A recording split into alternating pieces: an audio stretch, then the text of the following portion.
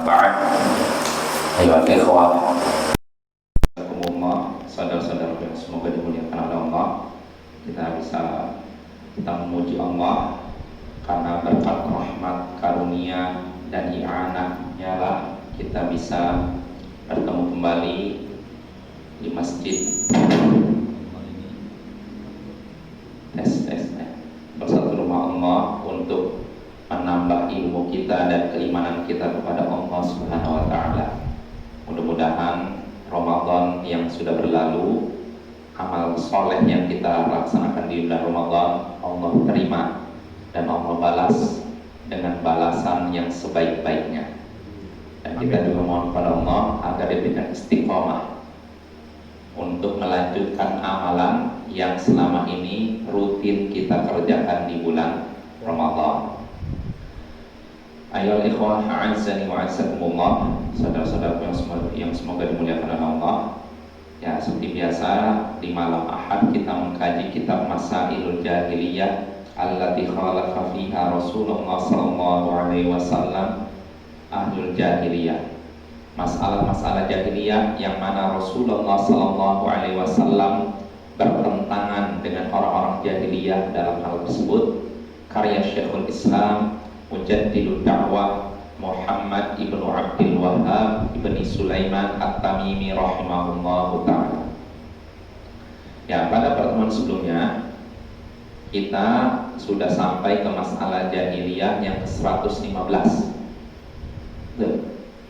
yang bunyinya qaidatul dhalal wa iyal qawlu 'ala Allahi bi ghairi 'ilm. Kaidah kesesatan yaitu berbicara tentang Allah tanpa ilmu. Kaidah kesesatan artinya asal kesesatan, akar dari kesesatan, asal dari kesesatan yaitu berbicara tentang Allah tanpa ilmu. Seorang bisa sesat karena itu. Semua kesesatan yang ada di muka bumi, baik dari orang yang ngaku muslim maupun bukan muslim, akarnya karena apa? Berbicara tentang Allah tanpa ilmu. Jadi, oh ini haram padahal tidak Allah haramkan. Oh ini halal padahal tidak Allah halalkan. Oh ini disunahkan padahal tidak disunahkan. Oh ini dimakruhkan padahal tidak dimakruhkan. Nah, yang seperti ini berbicara tanpa ilmu, inilah yang menyebabkan banyak orang terjatuh dalam kesesatan, ya. Dan sudah kita singgung pada pertemuan sebelumnya bahwasanya berbicara tentang Allah tanpa ilmu dosanya lebih parah dibandingkan dosa syirik. Karena di sini Allah menyebutkan dalam surat Al-A'raf ayat 33, Allah menyebutkan beberapa perkara yang diharamkan. Qul innama harrama rabbiyal fawahish. Katakanlah, sesungguhnya Tuhanku hanyalah mengharamkan perbuatan keji, perbuatan keji, ma dhahara minha wa ma batan, perbuatan keji yang tampak maupun yang tersembunyi, wal itsm, dan juga dosa, wal baghy bi ghairil haq, bersikap sewenang-wenang tanpa alasan yang dibenarkan, wa an tusyriku billah ma lam yunazzil bihi sultana, dan kalian menyekutukan Allah dengan sesuatu yang tidak Allah turunkan keterangan tentang itu, ini syirik. Lalu berikutnya wa antaqulu 'ala Allahi ma la ta'lamun, dan kalian berbicara tentang Allah apa yang tidak kalian ketahui. Nah, ini artinya asal bunyi. Nah, ini termasuk dosa yang sangat besar, bahkan Allah menempatkan setelah dosa syirik, ya. Nah, ini menunjukkan bahayanya bahwa ya, maka nggak boleh kita berbicara dalam masalah agama tanpa ilmu. Dalam masalah dunia saja, kalau kita berbicara tanpa ilmu, tanpa landasan, itu memalukan. Apalagi dalam masalah agama, ya. Maka tidak boleh kita asal bunyi dalam masalah apapun, masalah dunia maupun agama, ya. Nah, ini pembahasan kita pada pertemuan sebelumnya. Nah, sekarang kita masuk masalah jahiliyah yang baru, yaitu masalah jahiliyah yang ke-116. Apa itu? Kata Syekh Muhammad bin Abdul Wahhab rahimahullah, at-tanaqudul wadih lima kadzabu bil haqq kama qala ta'ala bal kadzabu bil haqqi lamma ja'ahum fahum fi amrin marij. Sifat jahiliyah, masalah jahiliyah yang ke-116 yaitu kontradiksi yang sangat jelas karena mereka mendustakan kebenaran. Sebagaimana Allah mengabarkan berfirman, bal kadzabu bil haqqi lamma ja'ahum, bahkan mereka mendustakan kebenaran tatkala kebenaran itu datang kepada mereka, fahum fi amrin marij, maka mereka berada dalam urusan yang kacau, yang membingungkan. Nah ini ya, jadi ini sifat jahiliyah yang ke-116, at-tanaqudul wadih, kontradiksi yang jelas. Kontradiksi itu artinya saling berlawanan, bertentangan, ucapannya bertentangan, A dan B gitu. Jadi kadang ngomong A, kadang B, kan nggak nyambung. Kadang ini haram, kadang ini halal, kok bisa? Nah ini namanya kontradiksi, saling bertentangan yang jelas, bukan samar ya. Kenapa demikian? Syekh menyebutkan karena mereka mendustakan kebenaran. Ini buah dari mendustakan kebenaran, ucapannya jadi bertabrakan, kontradiksi, tidak lurus, jadi saling bertabrakan ya. Sebagaimana Allah kabarkan tentang orang-orang kafir, mereka mendustakan kebenaran tatkala datang kepada mereka, datang kebenaran kepada mereka didustakan. Akhirnya apa? Mereka berada dalam urusan yang kacau, membingungkan. Nah ini akibat mendustakan kebenaran, orangnya jadi bingung. Kebenaran dari depan mata dia tolak, didustakan. Dia berpaling, mendustakan, menjatuhkan orang yang membawanya. Ujung-ujungnya orang ini akan bingung. Dia jadi akhirnya benar-benar tidak tahu mana kebenaran. Padahal kebenaran di depan mata, tapi karena dia berpaling, dia pun akhirnya tidak tahu mana kebenaran. Nah ini Bapak ya, ini akibat dari mendustakan kebenaran. Akhirnya ucapannya bertabrakan, membingungkan ya. Makanya heran bahwa kemarin orang ini kok sepertinya menentang syirik, kok sekarang malah melegalkan syirik. Orang ini tadi yang menentang bid'ah, loh kok sekarang membela bid'ah. Nah itu akibat apa? Menolak kebenaran, berpaling dari kebenaran. Ya karena rata-rata karena dunia ini biasanya, atau kursi, harta, tahta, wanita. Nah ini fitnah bagi umat manusia. Karena lebih mendahulukan harta, tahta atau wanita, akibatnya seorang jadi sengsara, jadi sesat, menyimpang. Ini ya, ini masalah jahiliyah 116. Nah, kita baca keterangan dari Syekh Shalih Al Fauzan. Kata Syekh Shalih Al Fauzan, "Faman tarkal haq fa innahu yubtala bit tanaqudi wa tadharu bi aqwali." Siapa yang meninggalkan kebenaran, maka dia akan diuji, mengalami kontradiksi, ucapannya saling bertentangan. Jadi kalau ada orang yang meninggalkan kebenaran dari depan mata dia tinggalkan, nanti biasanya omongannya itu nggak bisa dipegang. Kadang A, kadang B, nggak jelas. Kemarin dia bilang ini haram, soal halal. Oh, gimana berubah begitu? Nah ini akibat orang yang tadi apa? Meninggalkan kebenaran, mendustakan kebenaran. Hati-hati, jangan sampai di antara kita yang berpaling dari kebenaran, mendustakan kebenaran. Kalau belum mampu, apa sikap kita asalnya? Berdoa kepada Allah, ya Allah, ini kebenaran dari depan mata saya masih belum bisa melaksanakannya, berilah saya kemampuan ya Allah. Ini seharusnya, bukan malah berpaling atau mendustakan orang yang menyampaikannya. Nah, hati-hati, ini Allah akan berikan musibah di atas musibah, penyakit hatinya makin bertambah. Makanya Allah katakan dalam surat Al-Baqarah, wa ammal ladzina fi qulubihim maradun fazadathum rijsan ila rijsihim wa matu wa hum kafirun. Adapun orang yang di dalam hati mereka ada penyakit, maka bertambahlah penyakit mereka di samping penyakit yang sudah ada. Artinya gini, orang munafik ini udah tahu dalam hati mereka ada penyakit. Penyakit apa?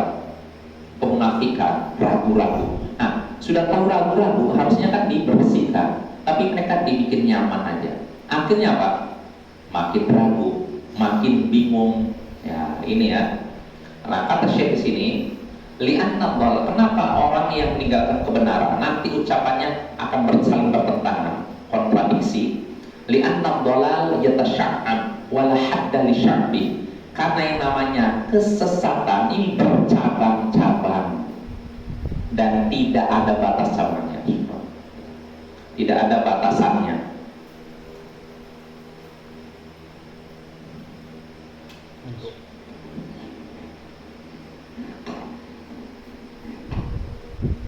Karena namanya kesesatan itu bercabang-cabang dan tidak ada batasannya.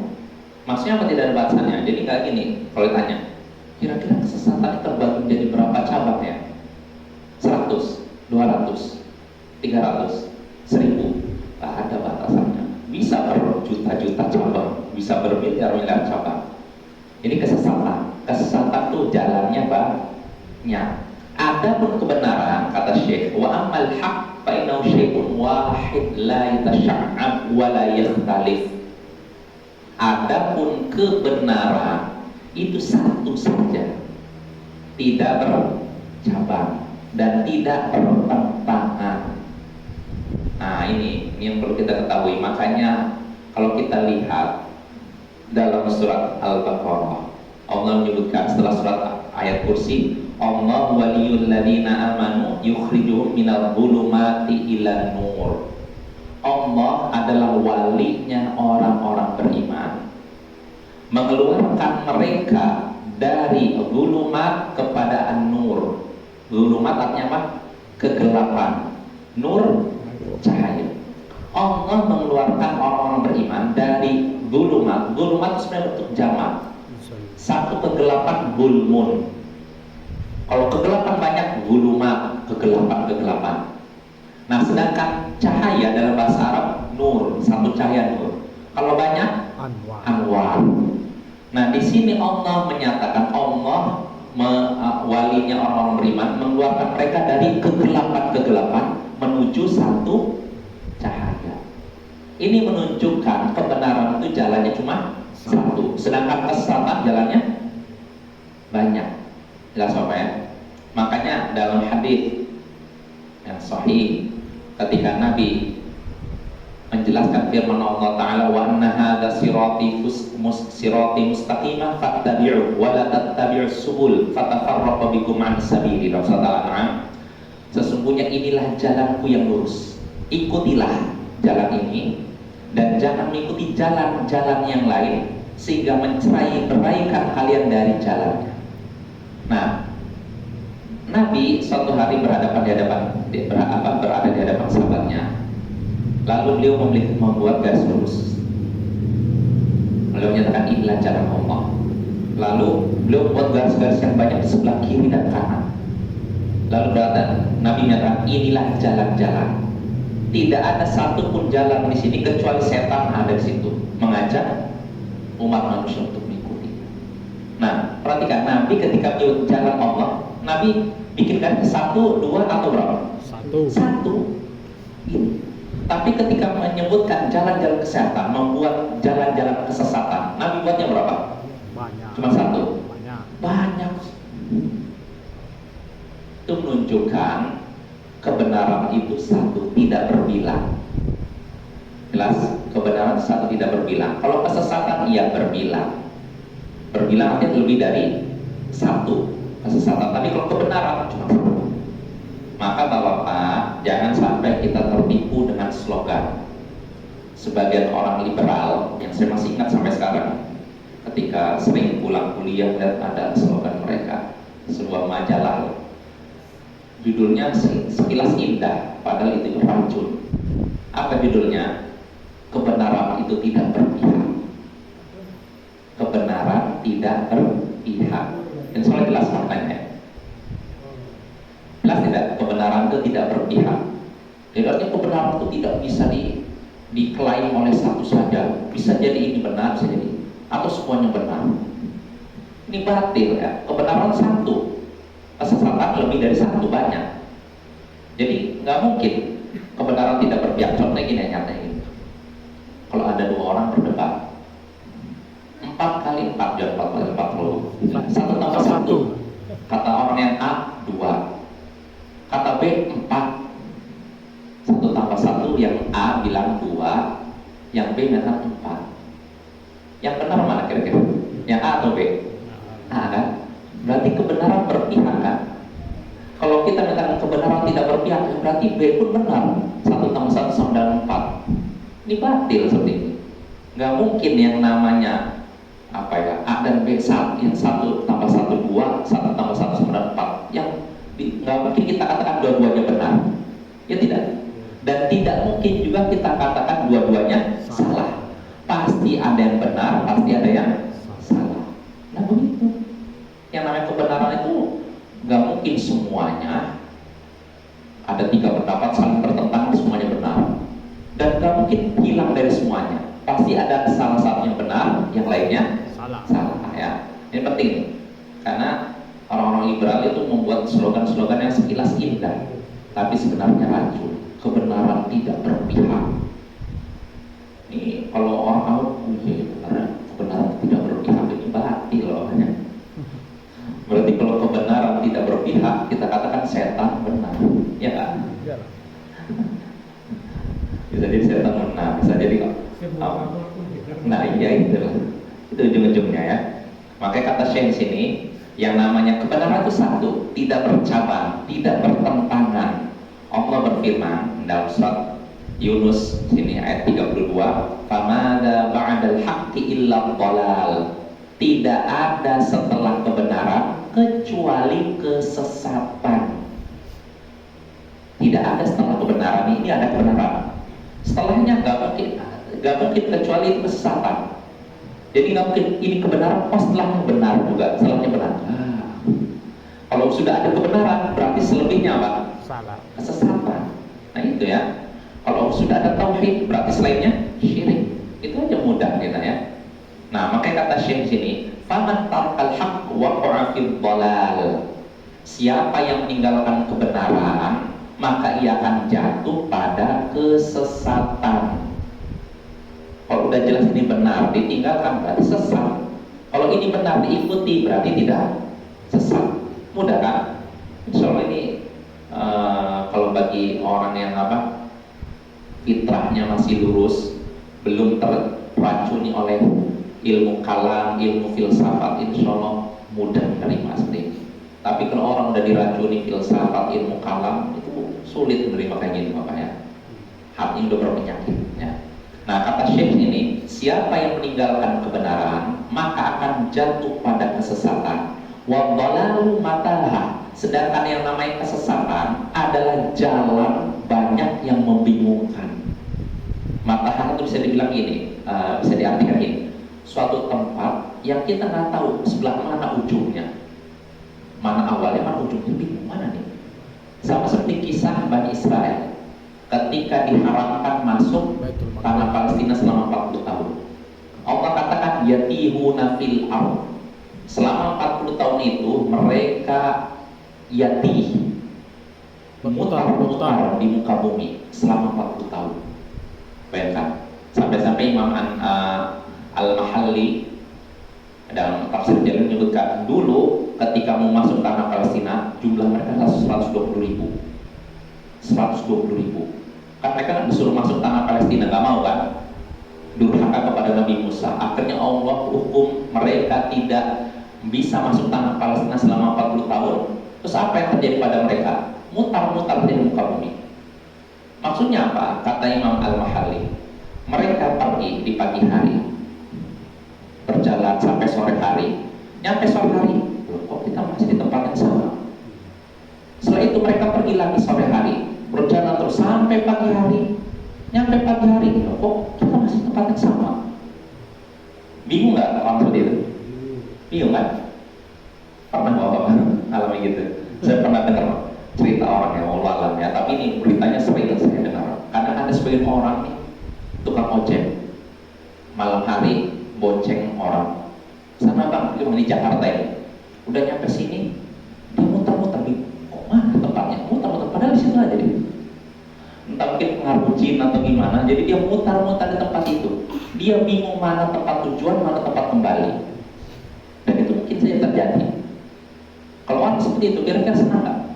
Seperti saya mau pergi ke Tanah Abang, loh kok di pasar Minggu balik lagi, loh kok masih di Tanah Abang, mana mutar-mutar. Nah itulah yang terjadi pada Bani Israel selama 40 tahun, mereka mutar-mutar. Sehingga akhirnya apa? Di awal mereka pergi 120.000. Ketika 40 tahun berikutnya cuma 20 orang. Sisanya kemana? Mati kepanasan, kehausan, kelaparan. Nah itu ya. Nah itulah di sini kata Syekh perumpamaan orang, perumpamaan kesesatan. Orang yang sesat sebenarnya orang yang bingung.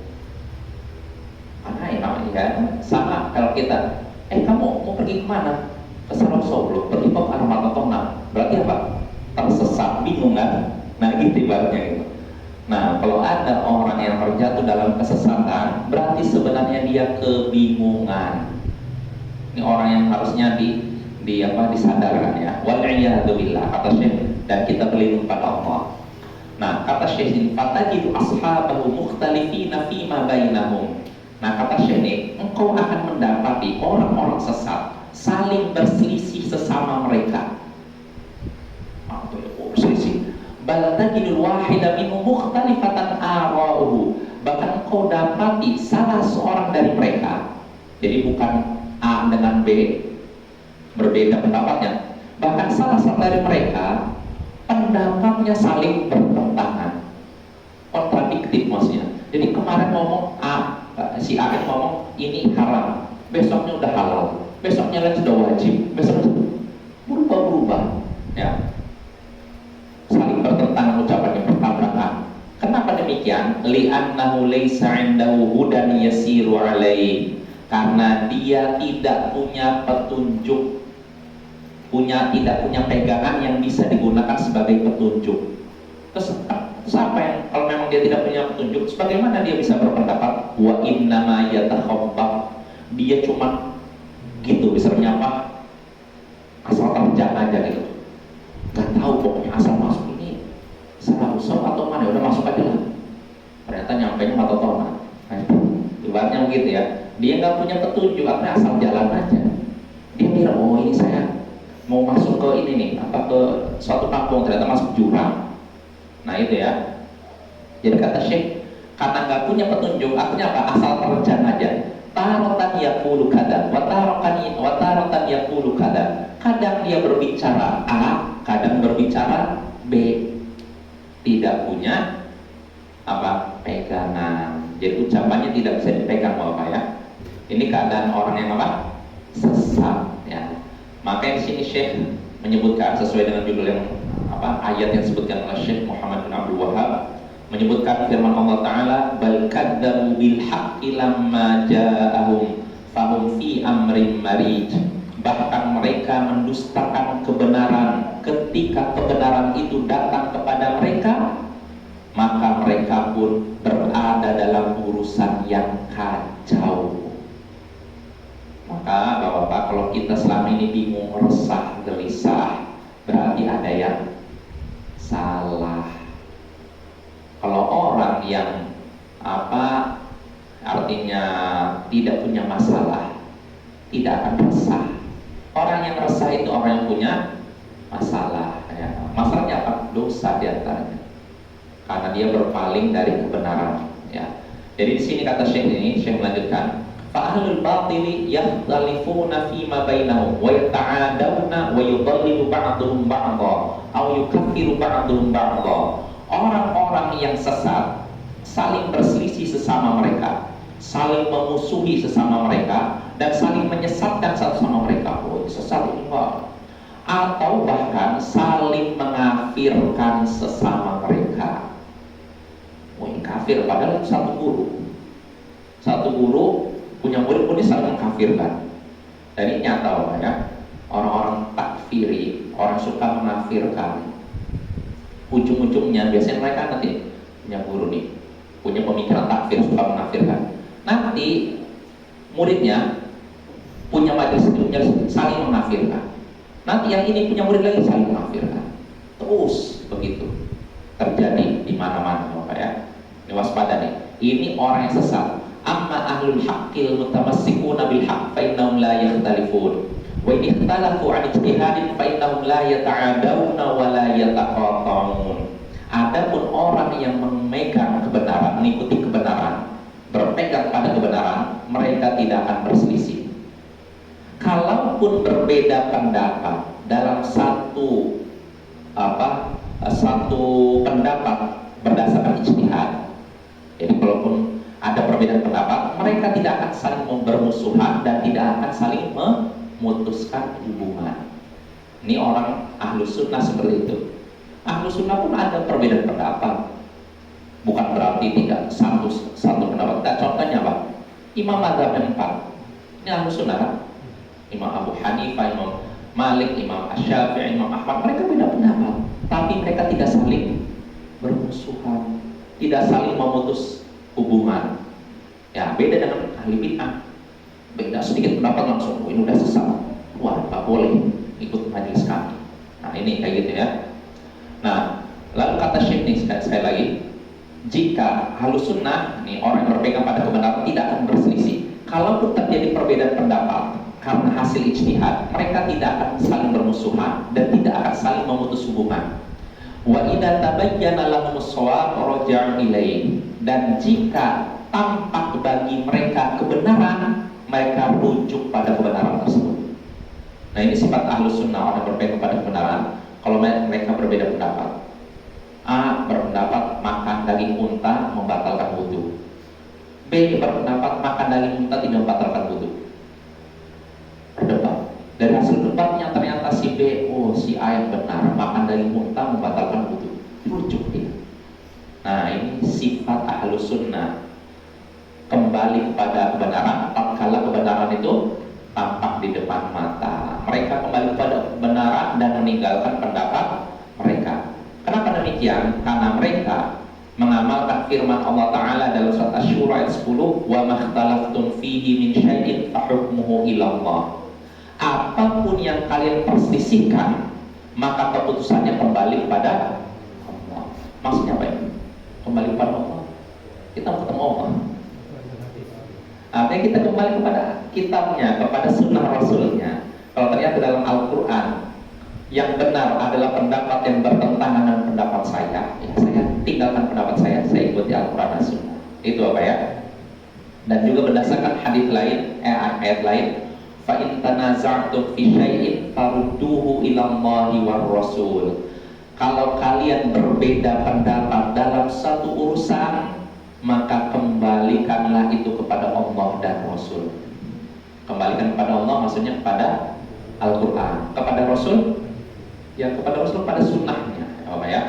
Nah, inilah sikap ahlus sunnah, berbeda halnya dengan pendapat orang-orang sesat dari kalangan ahli bid'ah dan semacamnya. Ketika mereka beda pendapat, mereka saling bermusuhan, saling mengafirkan, saling menyesatkan. Adapun ahlus sunnah tidak seperti itu, karena mereka punya pegangan dan tidak mengikuti hawa nafsu.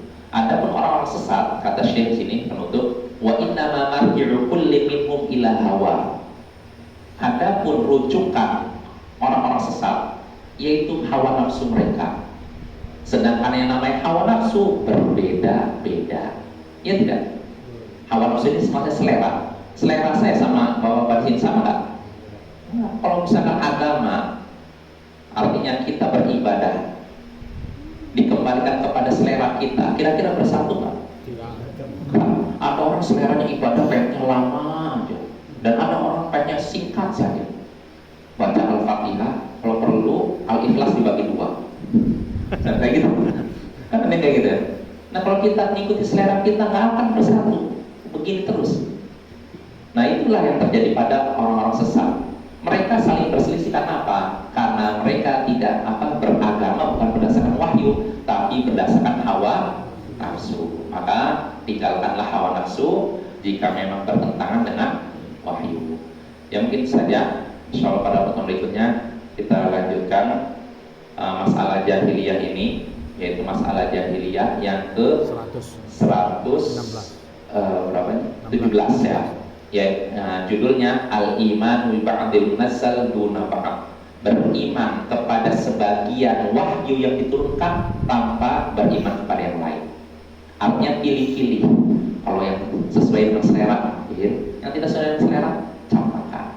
Nah, ini termasuk sifat jahiliyah. Dan insya Allah ini akan kita bahas pada berikutnya.